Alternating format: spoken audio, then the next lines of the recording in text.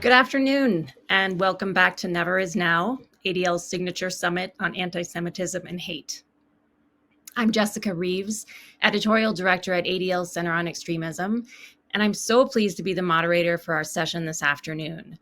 We'll be talking about how disinformation campaigns fuel anti-Semitism and extremism.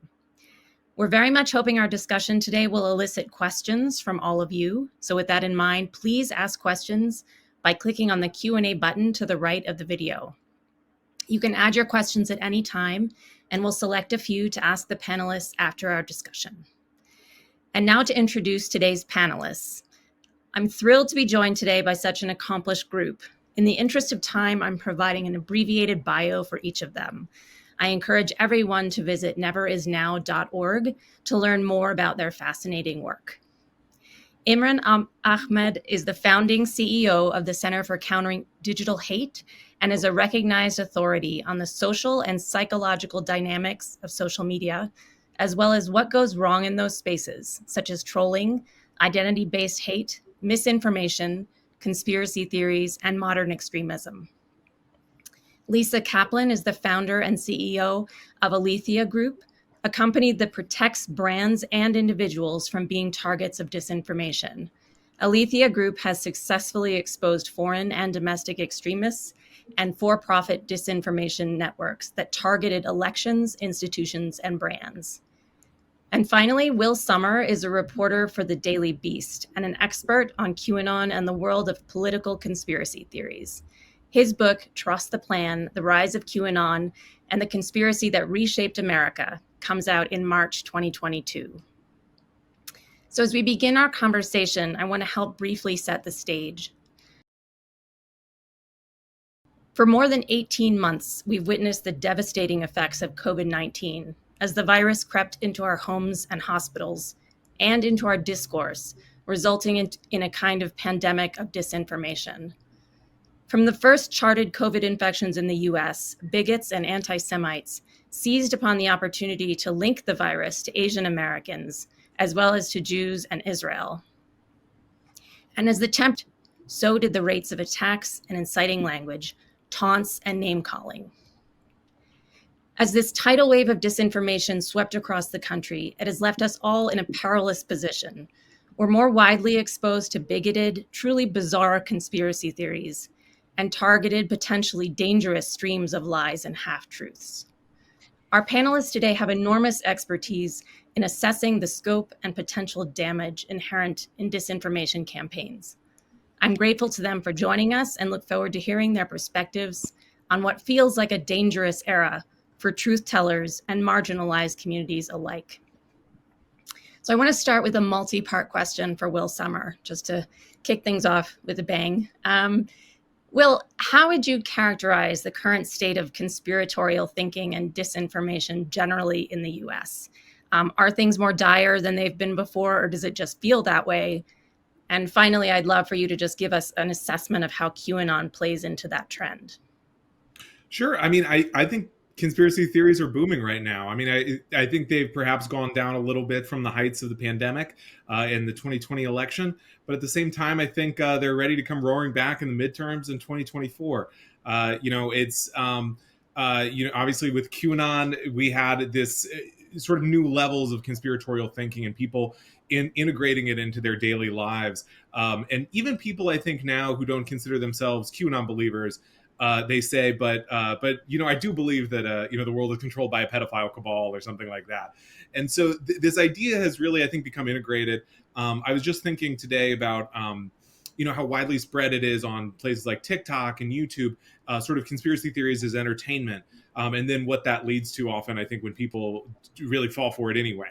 And in terms of the current state of QAnon, I think Q hasn't posted in almost a year, yet we're still seeing that Q rolls on. I mean, we saw last week in Dallas, hundreds of QAnon believers in a sort of even a marginal section of QAnon showed up and were convinced JFK and JFK Jr. were going to come back to life.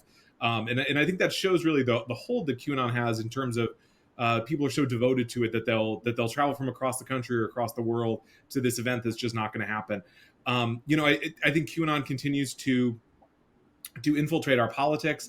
We have once again dozens of QAnon believers running for Congress. Obviously, in Congress now, we have Marjorie Taylor Greene and Lauren Boebert, who have promoted QAnon in the past. So really, despite I think a lot of people thought with Q disappearing and the inauguration perhaps would disprove Q and Q, the veil would lift from their eyes, but that really has not happened.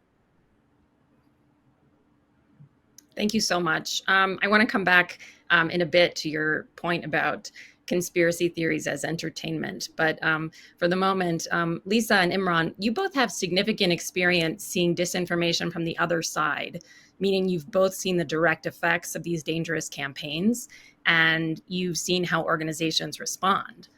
So, Lisa, the organization you founded, Alethea Group, is geared towards detecting bad actor campaigns against companies and democratic processes alike. How would you say the landscape of disinformation has changed in recent years, and how has that affected your work? It's a great question. And first of all, I just want to say thank you to the ADL for organizing this important conversation. When it comes to the changes in the disinformation landscape, when we think even before 2016, there were limited actors involved who had clear goals, whether it was the Russian goal to cause chaos and drive wedges within society, whether it's different conspiratorial QAnon style actors who, the thing about QAnon is QAnon doesn't have a pope. It's a loosely held ideological way of thinking in terms of being able to answer questions, to be able to essentially confirm people's own biases. But what we're really seeing is we're seeing more and more threat actors enter this space. The thing about disinformation is it's fast, cheap, and easy to do. And so anybody who knows how can launch a very well executed disinformation campaign. What that means for us is with more actors and more goals getting in, more actors who have different and more goals getting into this space, it's really clouding the information environment. It means that the algorithmic silos in which we all end up being a part of and all live are more easily targeted by disinformation threat actors.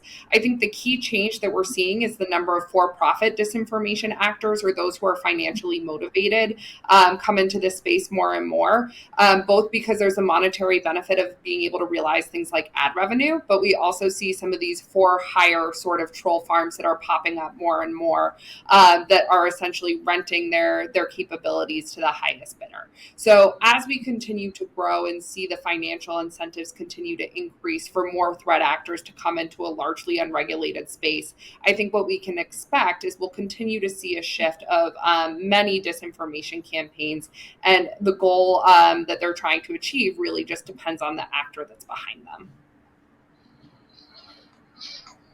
It's so interesting. So do you think that organizations and companies are better equipped to recognize and deal with disinformation today than they were, say, 5 years ago? I think it's getting a lot better. So I often end up sounding like the eternal pessimist in these conversations. But I really do think when you think about the fact that we are talking about what is a deep fake and how to regulate it before one has been successfully deployed in a truly meaningful way, in terms of mass manipulation of the population's perceptions. Think back to 2016 when we were trying to teach the population what a bot network was, just so that we could have a basic conversation. So I do think we are seeing some strides. One of the things that I think companies are starting to realize is that the unfortunate reality is that, yes, in some cases, such as critical infrastructure, such as foreign actors, the government is there to support and will do what they can in order to detect and mitigate these attacks. The reality is there are serious gaps and blind spots that companies essentially need to protect themselves. We are seeing more and more companies actually interested in doing things like taking legal action against the threat actors who are spreading false and misleading claims or misappropriating intellectual property. We're also seeing some creative ways of being able to build coalitions within communities of trusted voices to be able to counter message. We've seen some great examples of that, especially as it relates to faith leaders in terms of being able to communicate accurate information around the pandemic, mask wearing, vaccination, social distancing. We saw that be really successful as well. So there are definitely some bright spots that we're seeing. I do think that companies are starting to take this more seriously, as well as individuals and democratic institutions alike.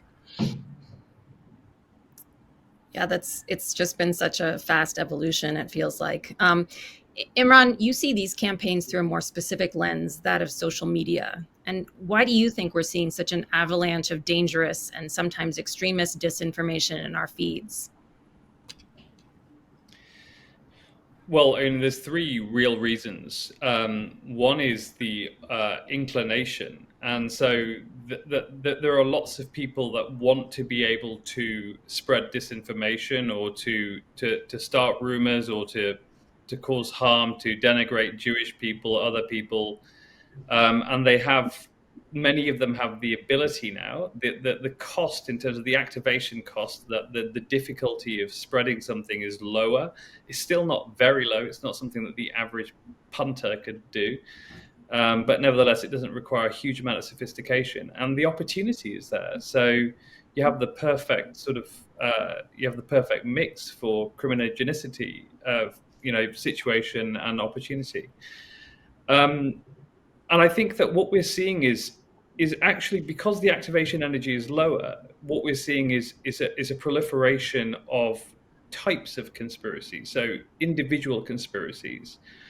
And quite often, I actually disagree. I don't think we have resilience as societies. We seem to chase after whatever is the most popular or purportedly popular conspiracy, or the one that we see most frequently in our social media feeds, because that is how a lot of conspiracies get oxygen. Is, a few journalists will see it in their social media feeds. They'll write a story about it. It suddenly becomes a thing. QAnon is a repeat of every kind of millenarian eschatological conspiracy theory you've ever seen out there. It's just a new world order, but with pedophiles. And the Great Reset is the new world order minus the pedophiles plus the vaccine. So we see these things recur over time, but the speed at which they are able to develop, the speed at which they're able to build audiences. I mean, funnily enough, what always underpins these theories is it was the Jews who were behind it, and that's why we've got to get them. So it's remarkable how, at the same time, stultifyingly familiar a lot of these conspiracy theories are. And yet we fall for, every time one of these comes along, we're like, oh man, there's something new that's come along. And you're like, no, it's just the old anti-Semitism. We've heard this from before. They control the world.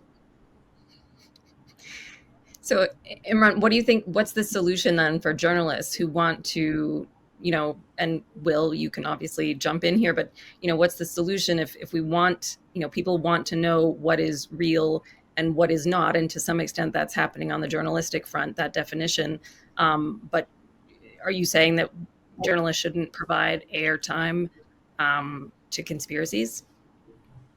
I think journalists are very incredibly, in my experience, the journalists that contact us to ask for our expert comment on conspiracy theories tend to be incredibly thoughtful and knowledgeable of the fact that giving airtime and oxygen to conspiracies can allow them to breed.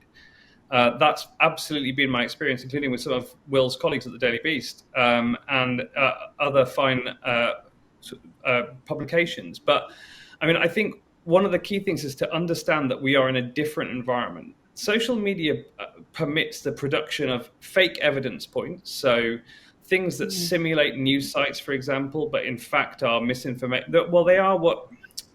So I give my staff, when they start, they get 2 books. They get Harry Frankfurt's On BS.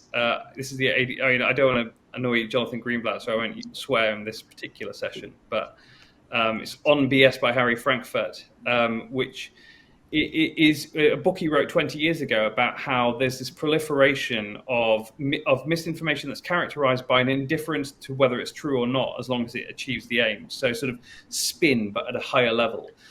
And we're seeing this ability to BS people increasing radically. Like, I mean, social media hasn't been the democratization of journalism; it's been the democratization of BSing each other. So quite often, what is just BS is picked up and sometimes is given a higher status than it deserves. And we've seen that with some of the nonsense around vaccines. Look, for the last year and a half, CCDH has almost entirely done anti-vax work. And we've achieved quite a reputation for it. And I think that is in part because we were the first ones to give people the playbook. So we literally spent time in the conferences of bad actors and saw how they plan to organize themselves. So they have the fake evidence points. They have proselytization environments, which are like Facebook it's still the 800-pound gorilla of misinformation, which is where you drip feed, you drip misinformation to color the lens by which people see the world. So it's almost, if you saw the same thing every day 200 times in the periphery of your feed, you might start to think at the end of the year it's perfectly rational to conclude that the misinformation is true. And then the third place is discourse shaping tools like Twitter, where 50 trolls, if they each tweet, they each retweet each other, they each like each other's tweets, they can send 5,000 notifications to their target. And that's the way in which, quite often people saying Twitter is saying actually ends up being the sort of the misinterpretation of the way that the mathematics and rules of physics for social media platforms work. Yeah, Sorry, that was long. No, that's all right. No, it's super interesting, and it's quite a morass that we all have to deal with on a daily basis. Will, I wanted to ask you a little bit more about QAnon.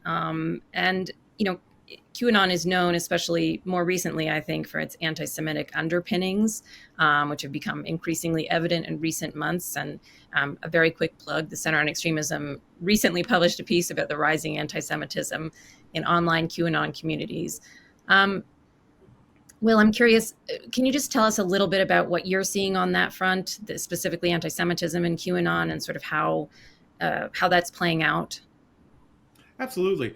Yeah, I mean, I think you hit the nail on the head there, Jessica. I think the anti-Semitism in QAnon has always been there, as Imran mentioned, but is really becoming much more explicit now. And so, sort of to go kind of give you the underpinnings of QAnon is, and this is not initially what Q people will tell you if they're trying to pull you in. It's sort of like in Scientology, you have to get through a couple stages before they tell you about the aliens. And in this case, when I talk to QAnon people at rallies and stuff, and they'll say, well, it's about the corruption. And you say, well, what do you mean? You kind of poke them a couple times, and then they'll say, well, it's about Hillary Clinton drinking children's blood.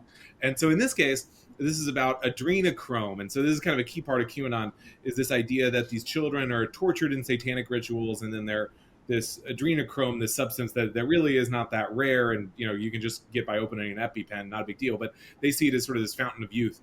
And so they think that celebrities are consuming this. This is why when COVID happened, and no one had their makeup artists, and suddenly all these celebrities looked haggard. They're like, they run out of adrenochrome. So anyways, so it's no mistake or it's no accident that the people that they're accusing of being addicted to adrenochrome are in banking and Hollywood and Democratic Party and all these kind of academia, historically, these institutions they say are controlled by Jewish people. And then that harkens back to the blood libel from the 12th or 13th century. This idea that Jewish people are drinking children's blood in rituals. But so we're in this kind of like woolly new world of QAnon post Q, because I believe Lisa was talking about the fact that QAnon doesn't have a pope, and so there's all these factions. And before, all you had was Q, and Q could occasionally weigh in and say something wasn't real, like JFK Jr. is not alive. But now with Q silent, we have a lot more factions, and one of the largest ones is really explicitly a neo-Nazi one that says, hey, the kind of the subtext of QAnon being that it's about a cabal, but maybe we're not going to say it's a Jewish cabal. Now they say that quite explicitly, and this group called Logically AI figured out who was behind this. It's some guy in Florida, but I mean, this is a sort of an attempt, I think, to pull these QAnon believers who have kind of proven themselves to be willing to believe anything, now that they've been pushed onto more extreme platforms like Telegram.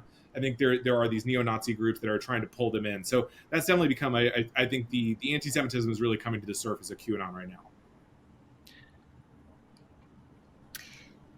Thank you so much. And I mean, so are the three of you seeing more anti-Semitism right now in the different campaigns and the different reaches that you're looking at into the different sectors of society? Or we're always keeping an eye on, obviously, anti-Semitism. It's incredibly important to our work and to the world in general. And I just think, I'm curious as to whether what's happening in QAnon is happening in other spaces. Well, I mean, what's interesting about anti-Semitism is that anti-Semitism is something that many other conspiracies tend to latch on. So conspiracy theories, because they're based on a kernel of BS, they're all based on a non-falsifiable hypothesis, a leap of faith, right? And if something's based on a leap of faith, it's endlessly malleable. You can keep changing it. Like, 3G causes one disease, 4G causes another, 5G causes COVID. It just keeps mutating. Like, what the conspiracy theories are endlessly fissile, and therefore they're really interesting. They draw you in, and that's the power of them, is that they can suck people into a worldview. But we see different types of conspiracy theories hybridizing, that they converge and they hybridize their memberships and also the conspiracy theory underlying it. So, for example, QAnon with the anti-vaxxers becomes the Great Reset because they need to integrate in some way the vaccine into the great QAnon mythos, which isn't there. And that sort of yields the Great Reset.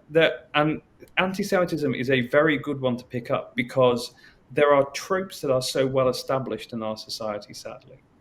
And that they provide, and of course, anti-Semitism at its core is this idea of control, of an alien group controlling our society, and so that's really helpful for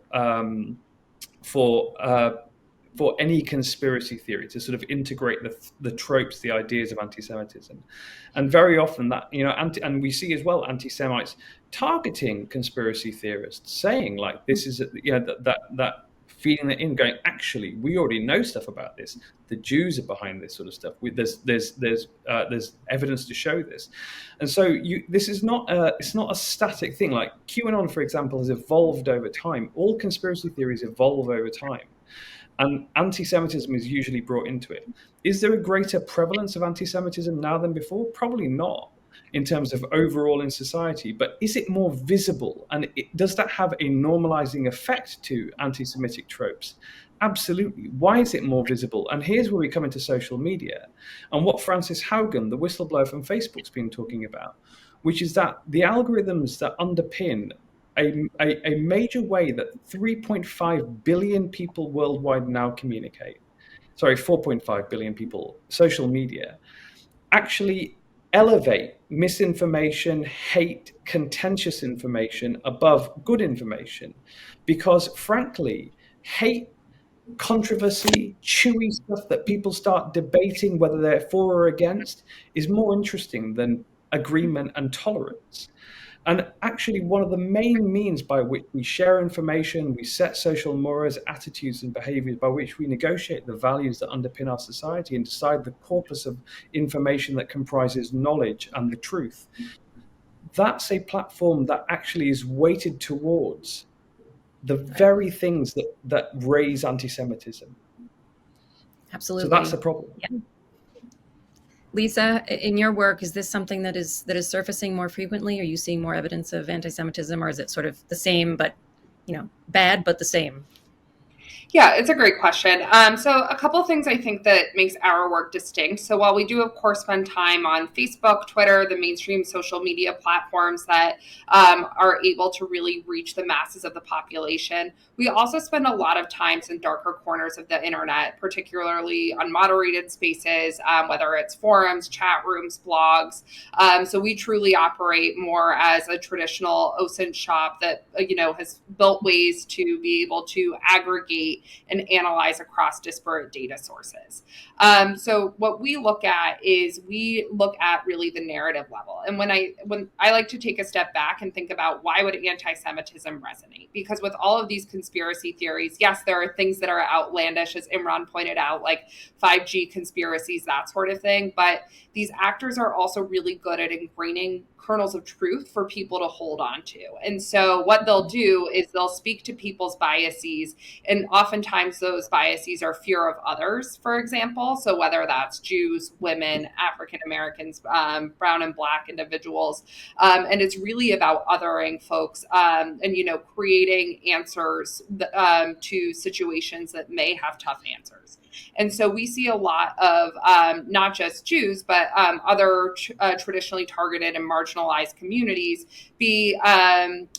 have their perceptions and their group's perceptions manipulated by these conspiracy theorists and bad actors. But at the same time, we see it's really this mix and confluence of information that leads to a broader overarching narrative that, again, seeks to answer a question. So when we think about, the COVID-19 pandemic, for example, at the very beginning of the pandemic, we were seeing everything from We saw, for example, Russians pushing, as they do, both sides of a narrative. So they would, be pushing content that would say things like, what's the problem with calling it the Wuhan virus? We called it the Spanish flu and all of these other things. And so it takes these different ideas and it slips them in with other kernels of truth. And then similarly, it would say, if you are Asian and you are in the United States, you will be attacked. And it would espouse fear in the Asian American community, which then became, of course, a self-fulfilling prophecy. Similarly, when the vaccine came out, we saw, vaccine disinformation from everything from don't take the vaccine because it has aborted fetal tissue in it. And if you do that, you're supporting abortion.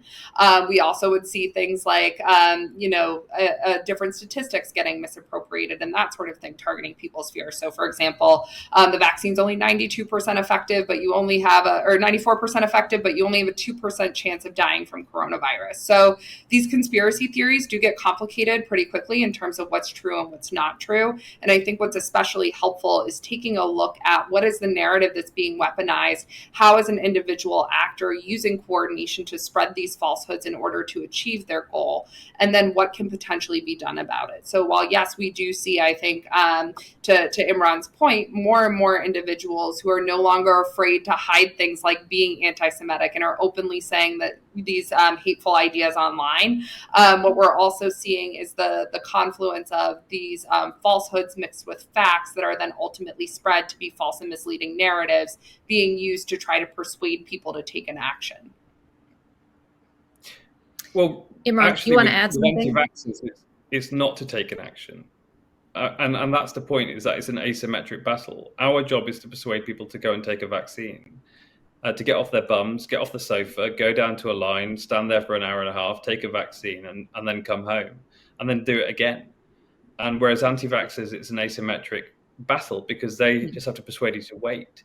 And so a lot of their stuff is, you don't know the answer. You don't, and in reality, there's only really 3 themes to anti-vax misinformation. For all the vast amounts of effort that's been put into identifying individual memes, there are only 3 themes. One is that COVID's not dangerous, or not as dangerous as you're being told. The second is that the vaccine is dangerous. And the third is that you can't trust medical authorities or doctors.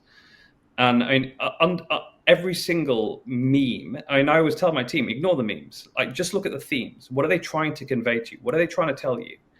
And ultimately, all of them are about, there's similarities between child sexual exploitation, terrorist recruitment, COVID disinformation. They're all about removing people from trusted authorities and shifting them over to the proselytizer of misinformation as a source of truth. I think it's really important to be sort of clinical and understand there are things happening, especially around COVID, that make it utterly unique. And very early on in the pandemic, we wrote a paper for British government and USG as well, saying that there's huge amounts of evidence that pandemics which trigger disgust sensitivity, an evolutionary psychological trait, which is highly correlated with in-out group thinking. So xenophobia. And the essential hypothesis being that with a pandemic where we're basically heightened to think about, is that person possibly dangerous to us, that there's going to be a rise in xenophobia. And of course there was. Doesn't that happen in any sort of hardship situation? I mean, if you have a financial downturn, you have there's a crisis of some sort, there is a tendency to sort of tribalize in a much more concentrated way, right? Yeah, and what we were stating was that the sort of accelerant on that was going to be the disgust sensitivity. So there was going to be a particular, because we're literally in a moment where we're hyper aware of the fact that other people could kill us, and that there is a correlation between disgust sensitivity and in-out group thinking, xenophobia. But we've seen. We've seen both this increase in xenophobia, which is triggered by the pandemic, but also it's a moment of great epistemic uncertainty. So in the middle of a pandemic, especially with a novel pathogen where no one knows what the hell is going on. Where even medics are sort of sitting there scratching their heads, and where the best minds in the world have had to come together to create a vaccine to this coronavirus, that in that moment, there is a correlation between epistemic uncertainty and conspiracist thinking. that when you don't know what the hell's going on, when you're desperately yearning for facts, you will grab the sort of the only source of nutrition that you can find, even if it's junk food. And the junk food of information is conspiracy theories. And the problem is that we know from studies of conspiracist thinking, that conspiracist thinking is driven by epistemic uncertainty, but it doesn't sate it. So they reach for more and more, they rabbit hole.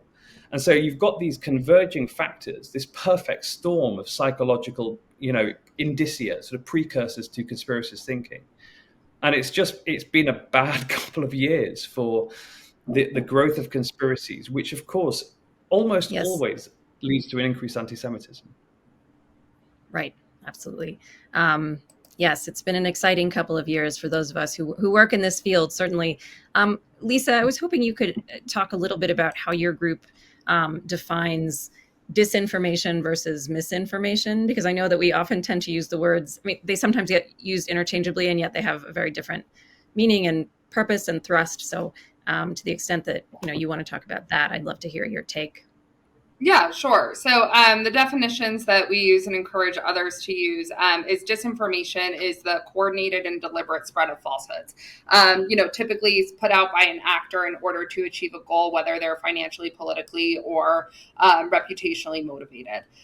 Misinformation is the unintentional spread of falsehoods. So think, somebody who doesn't necessarily realize that they're spreading something that isn't true, but they're still furthering that information flow. And so disinformation actors often rely upon misinformation to continue to do the job of spreading the narrative. I think one thing that's important to note is it's really that coordinated component that makes these findings actionable so that you can do something about them. And so while we don't name our clients, when we do provide coordinated efforts to them, they're often able to provide or reach a mitigation solution, especially when there's that coordinated component and attribution. I do want to kind of dovetail off of something that Imran mentioned, which is all of this really does thrive in what we would consider to be an information vacuum. And so while I do think that that was definitely highlighted by the coronavirus pandemic because we just didn't have good information, I think it's also relevant to your point, Jessica, in emergency management situations and natural disasters. We've seen a lot of other conspiracy theories pop up and take life and form. And the underlying and underpinning commonality is that there's typically an information vacuum that opens up an opportunity for disinformation actors to really spread a false narrative and take advantage of the fact that there isn't good information out there. And that really does allow for the spread of these narratives that are ultimately damaging and harmful and make these situations more precarious. Absolutely. Well, do you think that there is just sort of coming off of what Imran and Lisa have both said, do you think there is I think we're all really fascinated by QAnon. Like it's become such a sort of part of the global, especially national conversation. Is there something that sort of predisposes anyone to becoming an adherent? Is there anything that you've been able to identify in individuals? Sure, that's a great question. I mean, I think there's an academic answer to that. I mean, there's a pretty rich history of academia looking into why people get into conspiracy theories. Often it's people sometimes who have various personality traits that tend towards distrusting authority, as you might imagine. But sort of on just an anecdotal level of what I've experienced, I think it's often people who are drawn to QAnon for some personal reason. QAnon, because it's so vague and the clues are just like, follow HRC, stuff like this, that you can sort of get whatever you want out of it. And so, the first era of QAnon was a lot of people who were maybe watching a lot of Sean Hannity every night and getting really into the Russia investigation. And it was a lot of kind of spycraft and this super spy stuff. And then as it progresses, we start seeing like a very religious element added to it, this sort of like apocalyptic element of people who see themselves as sort of warriors, that they describe themselves as digital soldiers. So you have the religious element. Of course, in the pandemic, we really got into a lot of anti-vaccine people jumping on board with QAnon. So really, there's so many different aspects to it. I was struck by, in terms of how personal it was, I went to a QAnon rally really early in April 2018, and someone was saying, well, my son has autism and he's getting beaten up in school, But the good news is that Trump's going to defeat the cabal, and they'll have to reveal the cure for autism. Or it was a guy who was dying of cancer and didn't have insurance, but he was he's obviously a pretty dire situation. But he was buoyed by the fact that he felt that the cabal would be defeated and reveal the cure for cancer. And so often people are drawn to it, I think, by very desperate circumstances. On a less serious note, I mean, I think people often find it very fun. It's QAnon sort of emerged at a time where the Trump presidency was really getting knocked around. The Mueller investigation was starting. Sort of the more outlandish promises hadn't come true. There wasn't a wall. Hillary Clinton had been locked up. And so I think people latched onto it as sort of like, well, this is a lot more fun than worrying about tariff arguments or tax cuts. And so, I think that people are drawn to it for many different reasons. And the other thing I find interesting about the research on this is that people are drawn to conspiracy theories often after they've already bought into one form of what's called stigmatized knowledge. So something like maybe someone who's really into yoga or alternative health, or another thing that is sort of just missed by the mainstream. They have sort of already bought into something and really have found a place in their life for something, let's say alternative healing, for example. And then they may say, well, people told me not to do this. Maybe QAnon isn't so bad either. So that circles back to the distrust of authority component that we see so frequently in adherence. Interesting.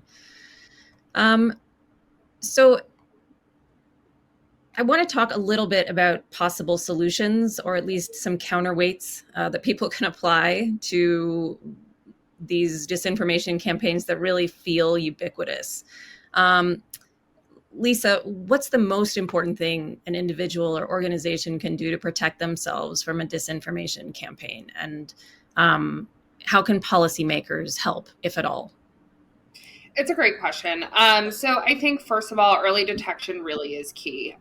One example of this is there were, going back to a QAnon conspiracy that really took life. I don't know if folks remember, but I think it was last summer of 2020, in the spirit of the pandemic creates time as being a flat circle. Wayfair got targeted by the QAnon conspiracy. There was an idea that children were being trafficked, and that's why there was such a price differential on pieces of furniture. The idea that if you were ordering a certain couch, you were also getting a child along with it. Obviously, that sounds totally ludicrous, but early detection, we were seeing that 3 weeks before it actually went viral on Twitter. And that's one of the reasons why I think tracking these non-Twitter, non-Facebook, harder to reach spaces is really vital, because it gives you the time that you need to be able to navigate the digital sphere. The reality is bad actors are always going to find a way to spread disinformation. As soon as, one defense goes up, they're going to find a way around it. And so being able to stay on top of it really is critical. So for organizations to have that early detection and early insight, they can then take a variety of actions, whether it's counter messaging, communications, going back to putting out good information as an antidote, but doing so in a way that takes into account the reality of the digital chessboard that is social media algorithms and different communities online, being able to work with members of the media, for example, to create a paper of record around what's really happening and who might be behind it. Counter fact checking by itself doesn't necessarily work, because disinformation targets people's own biases, but creating more context around a story, being able to explain where it's coming from and why, we've seen is something that can be extremely effective. And then, of course, we're also seeing more and more folks take legal action, not necessarily in terms of defamation, but also, and I know we're probably everybody on this panel is watching the Dominion lawsuit very closely, but also in looking at, what can be done in terms of protecting intellectual property. I always like to remind folks too, as individuals, we can all play a part in this too, in terms of keeping our own online communities that we're a part of safe by doing things like not spreading disinformation, not engaging with disinformation, because that will inadvertently promote it within the algorithm. And then the other thing that I always like to encourage individuals to do is to use their social media feeds to seek out points of view that they may not otherwise see. So for example, if you are typically seeing a left-leaning source, seek out right-leaning sources online and see how your social media algorithms change so that you're seeing different viewpoints.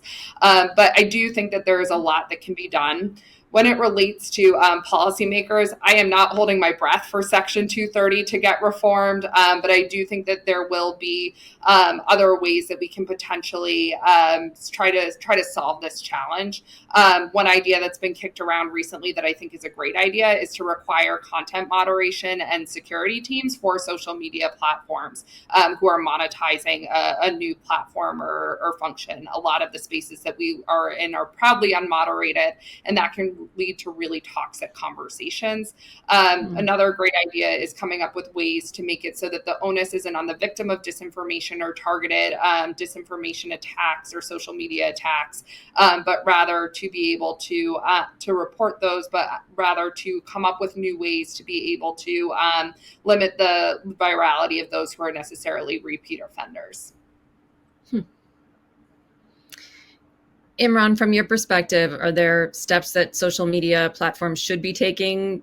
Are there any platforms that are taking steps that you think are meaningful to push back against disinformation? Well, I think we're beyond the point where we can ask that, we can say, wouldn't it be a lovely idea if they changed the way that they behave, because they've had enough time and they failed some really important tests. They failed the test on election misinformation, which permitted the development of the extremism around QAnon and election misinformation that was circulating in 2019 to turn into a mobilized group of domestic terrorists. They failed the test of COVID disinformation, which, my friend Peter Hotez, the sort of well-known physician, he puts the Delta wave down to the failure to contain disinformation. So that's 100,000 deaths in America. It's a lot of people. It's more than any terrorist group will take or has taken in the last 20 years of US citizens. More than have died in wars. And they fail the test when it comes to cleaning up hatred. So after Facebook, for example, said that they were going to not just get rid of anti-Semitism from the platform, but get rid of the precursors, get rid of dehumanizing rhetoric, we did a really simple test. We reported 1,000 bits of anti-Semitism to them, really grotesque stuff, Nazi-level stuff. And then we went back and we audited how much they'd taken action on. So we pretended to be normal users, not doing it as the Center for Countering Digital Hate. And they took action in 11%. So, in 9 out of 10 instances, they take no action at all. And that's something that we've been seeing repeatedly. So on these 3 tests, they've just failed so grotesquely. I think it's time for action. But the problem has been that there isn't, that while there are, each country is trying. So I've actually got 2 members of staff in Brussels today speaking to the European Union. I was back in the United Kingdom a few weeks ago giving evidence to the Online Safety Bill Committee. The US, we've endorsed bills by various different people, Amy Klobuchar, Tom Malinowski, Anna Eshoo, because I'm based in DC. But there is no coordination. And I think that's because there's not a set of philosophical principles that everyone's agreed on. Everyone's quite nervous to go after something which feels like it might be First Amendment-y, and no one wants to mess with the First Amendment. That's very interesting. Yeah. And so Will, I think the principle that underpin a workable solution would be on transparency of the algorithm, so we can understand how it works, transparency of the economics and advertising, so we can understand why you're targeted by advertising, what data you've handed over, what is the cost of your free-to-use platform. And finally, transparency on enforcement. So if you do report misinformation or hate, they should tell you what rule they've assessed hasn't been broken. And that should be made a rule, that they should always have to tell you what they've done, tell you why they've decided to. And, I find that in most instances, the problem isn't that they're taking down too much. The problem is that they're taking down far too little, so that those community standards that we all observe as our responsibility, the reciprocal right that we therefore have to enjoy platforms that are therefore free of those things is not true. Right. And so that contract is broken, and it's time for us to be able to assess exactly why that's going wrong.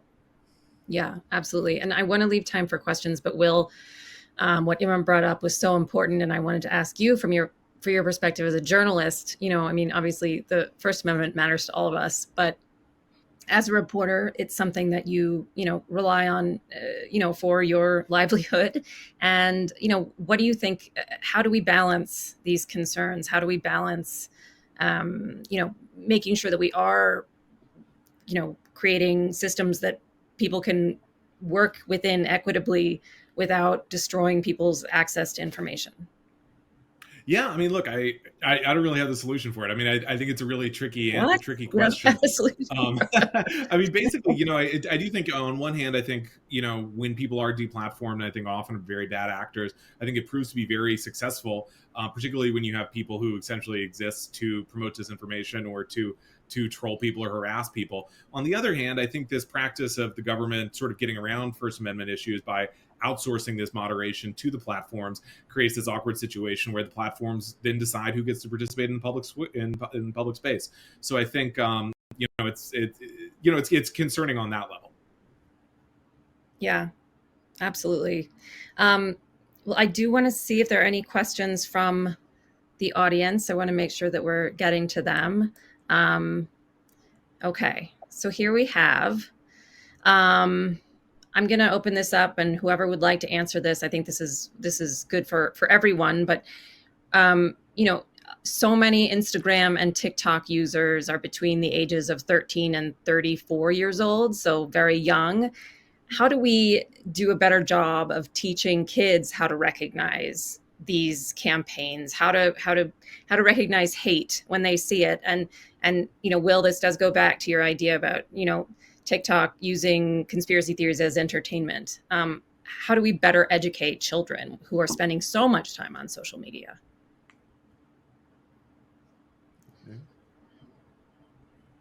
Will, do you want to Sure. I mean, look, I think it's tough. I mean, I was struck by when Pizzagate started in 2016, and this idea that the sex dungeon was being run out of a Washington pizzeria.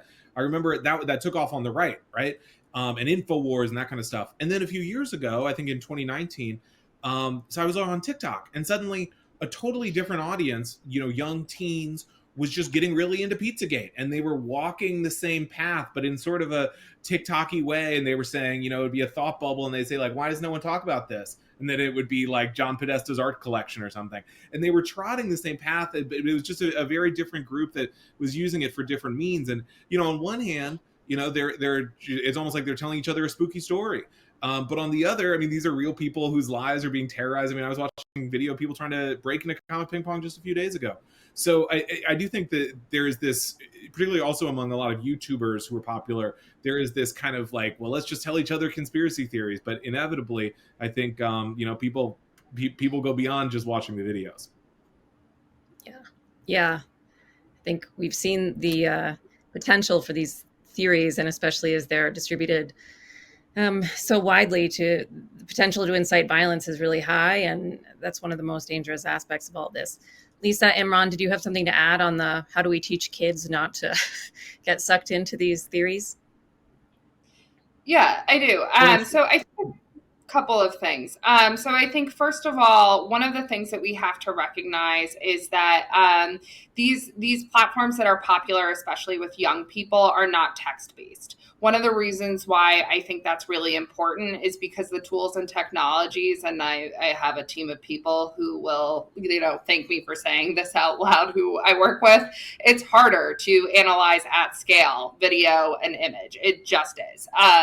We've built the technologies needed to do it, but it's not as simple as finding a text-based disinformation campaign. So that's one piece that I think we need to remember. When it comes to, the fact that people are 13 to 34, I believe you said, I actually think that's an opportunity, right? So we can teach in schools how to read social media. We can teach how to be discerning of online content. And there have been conversations in the education community about how to do that. We've seen some great progress made by organizations like Newslet to be able to make some of those training and resources available. We've also seen folks like Cindy Otis write young adult fiction books to be able to, or nonfiction books, and now also fiction books, and other authors as well, who are creating the resources that are needed to be able to teach people how to conceptualize disinformation and how they might be targeted. But we also need to remember that these different campaigns, these narratives that children and young people are starting to believe, it's death by 1,000 paper cuts. So there is no single meme that's going to make somebody try to break into Comet Pizza. And we also do need to look at the environment in which people are engaging with online information. And that becomes an opportunity again for regulatory action. I'm not optimistic on Section 230, but I hope that something will happen in order to be able to create the necessary change so that it becomes harder for these threat actors to target individuals, especially young people and especially folks who are a part of otherwise traditionally targeted communities. Imran, did you want to add? I think it's inherent to the algorithm. And in one of our studies last year, Malgorithm showed that if people were following, for example, we set up a series of test accounts on Instagram to see what the recommendation engine recommended to people in September 2020 when Instagram changed their service, that if you got to the end of your feed, it didn't say you got to the end of your feed, it started recommending your posts. And we found that if you were following wellness, it would give you anti-vax. If you're following anti-vax, it would give you QAnon and anti-Semitism. If you were following anti-Semitism, it would give you COVID disinformation and vaccine disinformation. So the algorithm itself, deepens and broadens people's extremisms.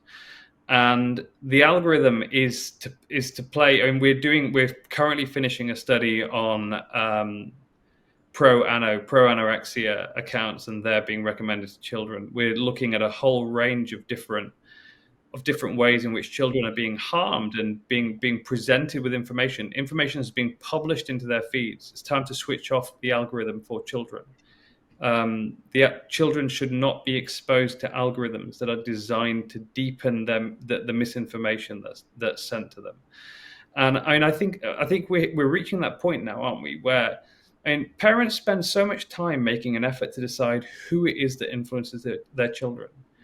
Do you really want someone with the form of Mark Zuckerberg, Sheryl Sandberg, Jack Dorsey deciding what your kids see? Because on the evidence, putting your kids in the hands of Instagram for an hour or YouTube for an hour, it's irresponsible to the point of being abuse. Do you think that that's even a doable sort of solution? Is there a way to, I know there have been discussions about having different social media, apps for kids, but what's to keep anyone from just going to the sort of regular social media app? The irony is that, of course, Instagram for kids is to allow them to have specific algorithms that target the, children, and to children we aren't the users of social media. We know this, right? We're the products in social media. The users are the advertisers, because 98% of the revenues of social media companies comes from advertising. So it is about creating a new app to allow advertisers to have the specificity of targeting children in an environment which is designed to keep them engaged. And so children having different, and we know this from having kids, like children have different minds. They have all the things that we love about them, their curiosity, their desire to keep digging, to find out more, to branch out their knowledge, is exactly what makes them so susceptible to algorithms. I think we're going to come to a point where people realize that the algorithms are so detrimental that, as we do with lots of other types of entertainment, there should be a rating system, and we shouldn't be putting children on platforms run by people who we know do not care if they radicalize and harm our kids. I think part of the reality too, though, is that children are on social media. And I think the other piece is, if you create a new app, and this is one of the reasons why I think the conversation about antitrust and breaking up the platforms, bad actors are just going to go on new apps. So I think that's another thing to remember as well, that just because we create a space specifically for children doesn't mean that, whoever it is that is trying to influence populations when they're young isn't going to find a way to get onto that app. I think obviously we could talk about that for quite some time. I do want to give each of you a chance to answer this next question, which is probably the question that I get asked the most often. And I, have a couple of things that I tell people, but I really would love to know what you have to say. have you found that there are any effective ways to get through to conspiracy theorist believers to get them to change their minds? I mean, Lisa, you mentioned making sure people are seeing differing points of view in their social media feed, that sort of thing. But if you are sort of trying to talk to somebody who believes something that you know is not true and is potentially dangerous either to themselves or to other people, how do you confront disinformation in somebody that you love or care about or work with or whatever? Yeah, so I guess I'll go first on that one. I think it really depends on what the topic is. What we found particularly example in populations that are vaccine hesitant is making it something that is in their self-interest and changing the conversation and changing the equation in terms of their own calculation as to whether or not to get vaccinated. Same with wearing a mask and other precautions, especially when it relates to matters of personal health. So being able to talk to people in that way. The one thing I like to remind people, and this is frankly with experience with my own family, for example, believe it or not, but having, you never want to approach somebody at a point of you're wrong. It's really a point of help me understand. And I think it was Will who was describing having some of these conversations with folks and you keep poking them and you get to a certain place. But if you keep saying, well, why do you believe that? That's where we've seen some success as well. But it's really about, everybody who believes in a conspiracy, they trust somebody. And so being able to identify the individuals that they trust and who those trusted messengers and trusted voices are, that's where we can see some real impact be had. And oftentimes it happens on the person to person, the community level, whether it's through a faith leader, whether it's through librarians are still universally trusted. There are different members of communities that are uniquely positioned to be able to combat disinformation and conspiracy theories by having those person to person or person to community level contacts. That's great. Yeah. Imran, any tips? And I also want to ask, somebody also asked Imran what the second book was that you recommended to your employees. You mentioned one, but you said that there were two books. So I just want to make sure you get that in there. So they all get a copy of On BS by Harry Frankfurt, who's a professor at Princeton, and they all get Cialdini's book, Influence, which is on, because in our theory, and I think this is really relevant to this answer, is that this is about influence. This is about who gets to influence whom and how do you use persuasive technologies and persuasive communications to be effective.